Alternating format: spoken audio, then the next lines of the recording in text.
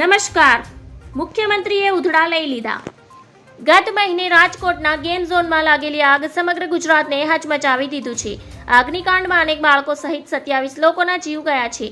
ત્યારે હવે રાજકોટ અગ્નિકાંડની ઘટના મુદ્દે મુખ્યમંત્રી ભૂપેન્દ્ર પટેલે જાહેર કાર્યક્રમમાં અધિકારીઓને ટકોર કરી હતી. ભૂપેન્દ્ર પટેલે કહ્યું હતું કે રાજકોટની ઘટના બાદ એવું લાગ્યું છે કે આપણાથી કોઈક ભૂલ થાય છે. આપણને એમ થાય છે કે આટલું બધું કામ કરીએ હોવા છતાં ક્યાંક ને ક્યાંક ભૂલ થાય છે. સૌથી પહેલી પ્રાયોરિટી આપણી માણસના જીવની છે. લોકોના જીવ બચાવવા અધિકારીઓ હોય કે પદાધિકારીઓ હોય તેના માટે કોઈ પણ સામે સમાધાન ન થવું જોઈએ, તો પણ તેમનો વિકાસ તેનાથી થશે. રાજકોટની ઘટના બાદ વિચારવું પડે કે ભૂલ ક્યાં થાય છે. વિકાસ પાછળ દોટ મૂકીને એનું જ ધ્યાન નહીં રાખવામાં આવે તો કોઈ મતલબ નથી.